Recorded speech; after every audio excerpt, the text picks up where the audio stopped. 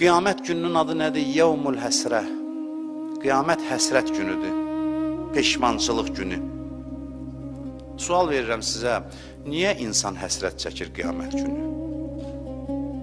Cavab, pərdələr çəkilir, insan görür ki, çox asan iş imiş din, amma bunu görməyib.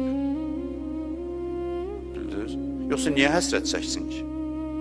Görsə ki, çox çətin iş imiş din, haqq verərdi özünə, deyər, çətin idi, eləyənmədim də. Adam nə zaman peşman olur? Həsrət çəkir. İş çox asan olurla, eləmədim. Düzdür? Qiyamətdə məlum olur ki, sən demə, din çox çətin imiş, insan həsrət çəkir. Nəyin həsrətin? Əksinə qiyamətdə hamı Allahla davaya çıxar ki, çətin idi, eləyənmədim, nə istəyirsən məndən? Elə deyil. Çəkişməyə yaranar insanla Allah arasında.